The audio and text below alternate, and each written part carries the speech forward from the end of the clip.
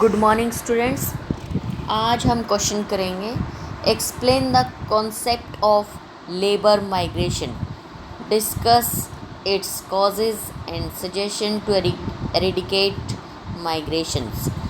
जिसने पिछली कक्षा में माइग्रेशन के बारे में लर्न किया है उसी को ये क्वेश्चन समझ में आएगा। तो आज हम शुरू कर रहे हैं अपना कि श्रम पलायन की धारणा को समझाइए और इसके कारण व रोकने के सुझावों की चर्चा कीजिए। तो भारत के अंदर सामाजिक आर्थिक विकास को प्रभावित करने वाला एक प्रमुख मुद्दा श्रम पलायन का है।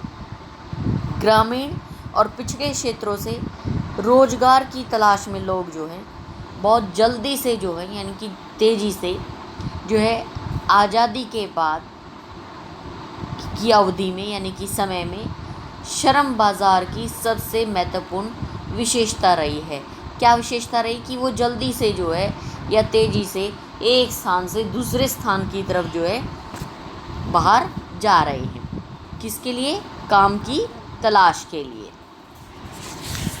तो एक रिपोर्ट के अनुसार वर्ष 2030 तक भारत में वर्तमान 38% के तुलना में शहरी जनसंख्या 50% हो जाएगी।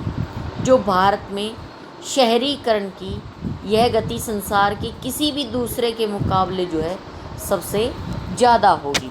यानी कि बहुत तेज़ी से लोगों का पलायन हो रहा है।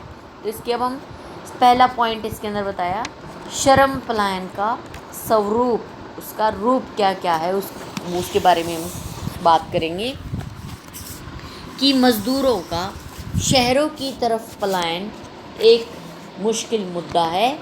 इसमें कई शाखाएं आती हैं जिनकी अवधि यानी कि समय, उद्गम का स्वरूप यानी कि शुरुआत का स्वरूप कैसा है, रूप कैसा है, गंतव्य क्षेत्र, उनके जाने का क्षेत्र कौन सा है, उनकी पलायन प्रक्रिया के लक्षण कैसे कैसे उनके अंदर पाए गए हैं, इनके बारे में अब हम बात करेंगे। तो सबसे पहले क्यों पलायन किया जा रहा है उन स्तरों के बारे में बात कर रहा है।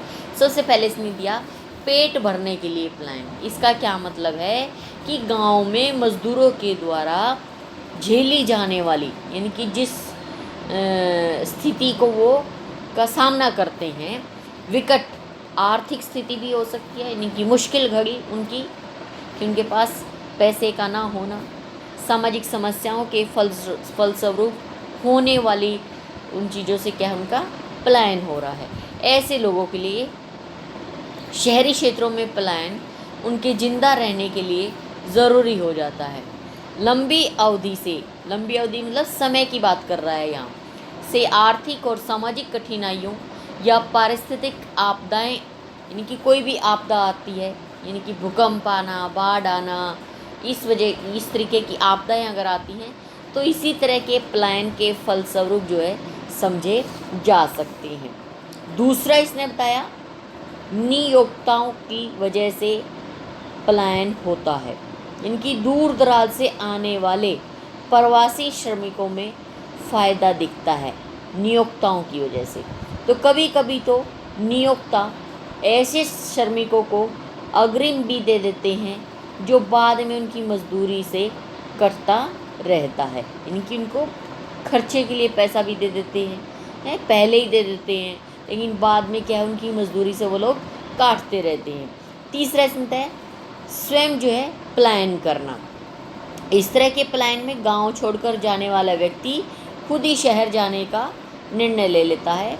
अक्सर ऐसा व्यक्ति अपने आने जाने का खर्चा उठाता है और गांव में जाति या सगे संबंधियों से उसे रोजगार ढूंढने में भी मदद मिलती है। नेक्स्ट इसके अंदर जीवन निर्वाह के लिए पलायन, अपना जीवन बिताने के लिए यानी कि अच्छी तरीके से जीवन को बिताने के लिए भी वो पलायन करता है। ग्रामीण जो मजदूर हैं वो अपेक्षाकृत बेहतर अवस्था के अंदर होता है। इस श्रेणी के पलायन में मजदूरों को तय समय के अंदर बेरोजगारी और गरीबी का मुकाबला करना होता है। ऐसी अवस्था में पलायन निकटवर्ती यानी कि साथ लगते क्षेत्रों में और कम समय के लिए ही होता है।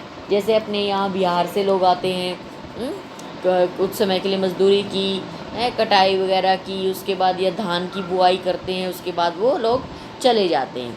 तो ऐसे इसका उदाहरण दिया गया।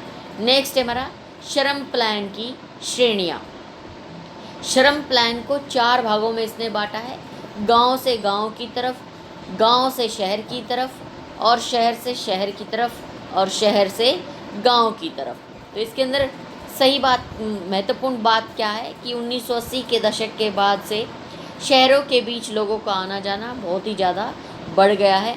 इसके अलावा मज़दूरों के एक स्थान से दूसरे स्थान जाने को 3 और ढंग से जो है देखा जा सकता है। इनकी स्थायी पलायन, यानी कि स्थान का स्थान से, नियतकालिक पलायन, इनकी कुछ समय मतलब पहले से निश्चित कर लेना, फिर प्रतिदिन काम हेतु आना जाना, यानी कि डेली का जो है उसका आना जाना। तो इनमें नियतकालिक व प्रतिदिन का आना जाना ज़्यादा अनुपात में होता है। ठीक है, तो ये प्लान जो हैं ज़्यादा अनुपात में होते हैं, स्थायी वाले कम होते हैं। नेक्स्ट है प्लान का विस्तार। 2011 की जनगणना के अनुसार अब तक जिन 45 करोड़ 98 लाख लोगों ने देश के अंदर अपनी जगह बदली, उनमें से 20% या लगभग 10 करोड़ लोग रोज़गार के लिए एक जगह से दूसरी जगह पर गए हैं। तो आयोग का क्या मानना है? उनका अनुमान है कि ग्रामीण क्षेत्रों में ही 2 करोड़ से अधिक नियतकालिक प्रवासी पाए जाते हैं। इनमें से एक राज्य से दूसरे राज्य में जाने वाले 60 लाख और राज्य के अंदर ही एक स्थान से दूसरे स्थान जाने वाले 80 लाख जो है प्रवासी इसके अंदर शामिल हैं। जिन व्यवसायों में प्रवासी श्रमिकों को लगाया जाता है, इनमें से ज़्यादातर प्रवासी श्रमिक जो हैं पुरुष होते हैं, जो एक जगह से दूसरी जगह पर जाते हैं। लेकिन गन्ना, ईंटों का भट्ठा, भवन का निर्माण करना यानी कि बनाना जैसे कुछ व्यवसाय ऐसे भी हैं जिनमें परिवारों को जो है प्राथमिकता दी जाती है। अधिकांश प्रवासी जो हैं श्रमिक जो है पिछड़े वर्ग से या अनुसूचित जातियों से या अनुसूचित जनजातियों के होते हैं, जो या तो भूमिहीन होते हैं, यानी कि उनके पास भूमि नहीं होती, या बहुत ही गरीब होते हैं। नेक्स्ट हमारा इसके अंदर है पलायन के कारण क्या हैं। काम की तलाश में श्रमिकों के एक स्थान से दूसरे स्थान जाने के अनेक कारण हैं। क्या क्या कारण हैं?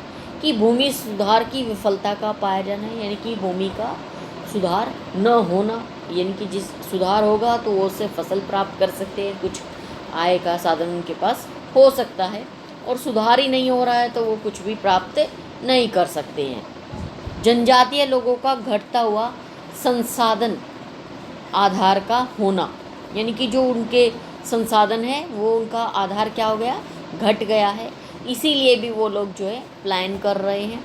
नेक्स्ट है ग्रामीण क्षेत्रों में जनसंख्या वृद्धि की उच्च दर का पाया जाना। ग्रामीण क्षेत्रों में क्या है, जनसंख्या की दर बढ़ती जा रही है, तब भी जो है वो लोग प्लान कर रहे हैं। भूमिहीन मजदूरों के अनुपात में बढ़ोतरी का पाया जाना, यानी कि भूमिहीन मजदूरों का भी जो है, जिनके पास भूमि नहीं है उन लोगों में बढ़ोतरी हो रही है। नेक्स्ट है कृषि रोजगार का अपर्याप्त विस्तार का होना। कृषि का रोजगार जो है वो भी अब जो है अपर्याप्त विस्तार हो रहा है उसका भी। खेती के कार्य में अमीर और मध्य वर्ग किसान के परिवारों के सदस्यों का हिस्सा जो है न लेना, अब वो लोग इसके अंदर हिस्सा नहीं लेते हैं, ये भी एक कारण है, यानी कि वो उस काम को नहीं करना चाहते हैं। खेती की उन्नति प्रौद्योगिक अपनाए जाने के फलस्वरूप फसल प्रणाली में बार बार बदलाव का होना भी इसका एक बड़ा कारण है। मशीनों के द्वारा खेती के फलस्वरूप स्थायी मजदूरों की मांग में कमी का आ जाना भी इसका बड़ा कारण है। संसाधनों की कमी होना, बेरोजगारी के समय अपनी आमदनी बढ़ाने के लिए मजदूरी करने के मजबूरी के कारण ग्रामीण क्षेत्रों में किसानों और दस्तकारों का हाशिए पर चला जाना। तो इस प्रकार जो है ये पलायन के कारण जो है बताए गए, इसीलिए जो है ये लोग एक स्थान को छोड़कर दूसरे स्थान पर चले जाते हैं। अब हम इस पलायन को कैसे रोक सकते हैं उसके बारे में कुछ सुझाव दिए गए हैं कि पलायन के पीछे लोगों की ज़्यादातर इच्छाओं की पूर्ति करने का उद्देश्य होता है। यदि उन इच्छाओं और मौक़ों को उनके निवास स्थान या ग्रामीण क्षेत्रों में उपलब्ध कराया जाए तो न सिर्फ पलायन पर अंकुश लगेगा, यानी कि पलायन रुक जाएगा, साथ ही गांव और शहरों की दूरी भी क्या आपस में कम हो जाएगी। इसके लिए जो है कुछ उपाय जो हैं सुझाए जा सकते हैं। तो सबसे पहले क्या उपाय दिया गया है इसके अंदर कि गांव में रोजगार के मौके लगातार जो है उपलब्ध कराए जाएं ताकि लोगों को आर्थिक सुरक्षा मिले, साथ ही वे खुद अपनी जीवन शैली को भी जो है सुधार सकते हैं। दूसरा, महात्मा गांधी राष्ट्रीय ग्रामीण रोजगार गारंटी अधिनियम में ग्रामीण प्रशासन व पंचायतों की वित्तीय सुविधा के लिए जो है अधिक अधिकार दिए जाएं, जिससे उन्हें मजदूरी का भुगतान ज़्यादा मिले, यानी कि उनके लिए व्यवहारिक हो। तीसरा, ग्रामीण इलाकों के अंदर शहरों जैसी सुविधाएं भी प्राप्त होनी चाहिए। यातायात के साधन होने चाहिए, सड़क होनी चाहिए, शिक्षण संस्थाएं होनी चाहिए, विद्युत आपूर्ति यानी कि बिजली समय पर मिलनी चाहिए, पानी के पीने के पानी की सुविधा होनी चाहिए, चिकित्सालय होने चाहिए। तो अब गांव में जो है ये सब सुविधाएं भी होने लग गई हैं। नेक्स्ट है, परंपरागत कृषि के स्थान पर पूंजी आधारित व ज़्यादा आय करने वाली खेती को भी प्रोत्साहन मिलना चाहिए, जिससे किसानों के साथ साथ सीमांत किसानों व श्रमिकों को भी जो है अधिक से अधिक फ़ायदा हो सके।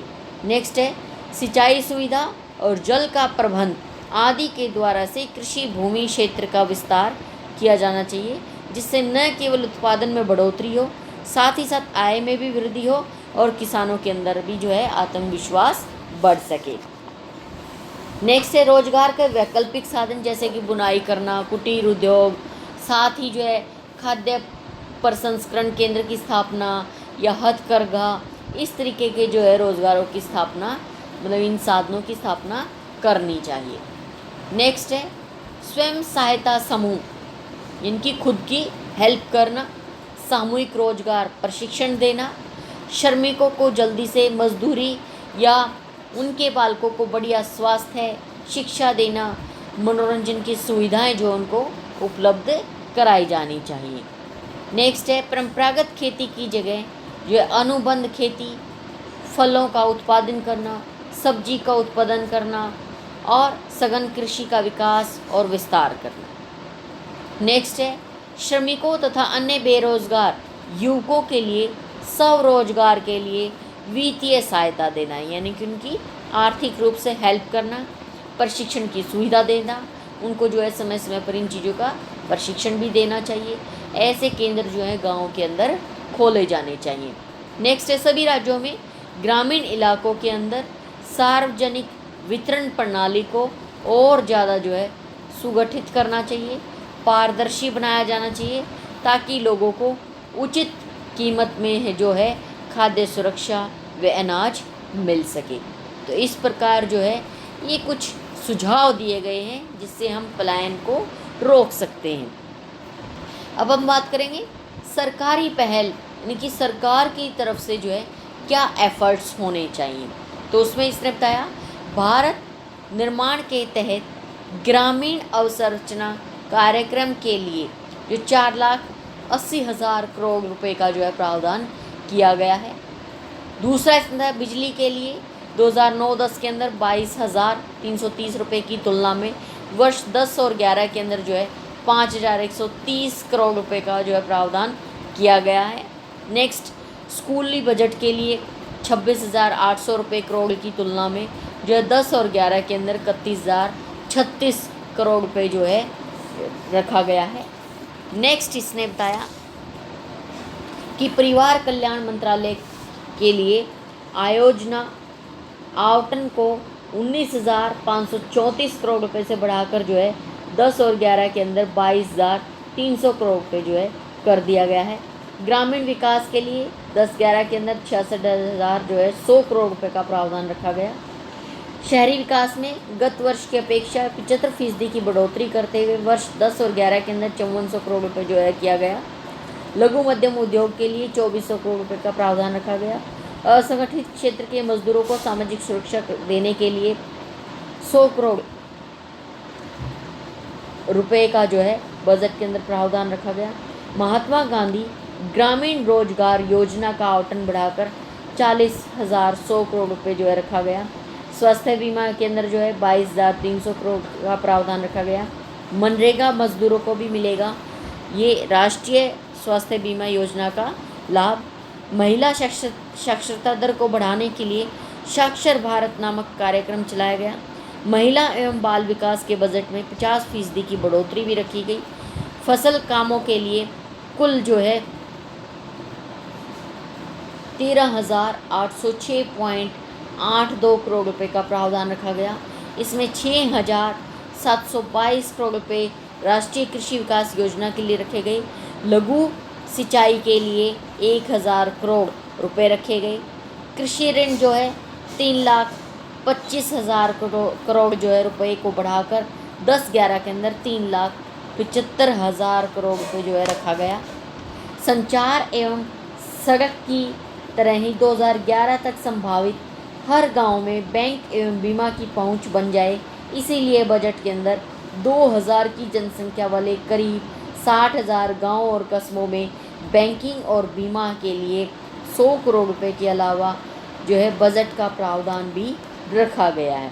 तो इस प्रकार से जो है बहुत सी हालतों में जो है सुधार किया गया है। वैसे तो ये चिंता का विषय था जिसके अंदर काफ़ी सारे जो हैं सुधार किए गए हैं। तो प्रवासियों की स्थिति को जो है सुधारने के लिए सरकार की तरफ से इतनी जो है कार्यक्रम चलाए गए हैं और तभी जो है हम इनको जो है इस प्लान को जो है रोक सकते हैं। वैसे अगर आपने देखा भी होगा जो कार्यक्रम इसके अंदर बताए गए हैं वो बहुत से हमने जो है देखे भी हैं, सुने भी हैं और हो भी रहे हैं। अब गांव में जो है ऐसी स्थिति नहीं है, तो बहुत कुछ जो है उसके ऊपर कंट्रोल कर लिया गया है। तो आपको आज एक क्वेश्चन जो है समझ में आ गया होगा।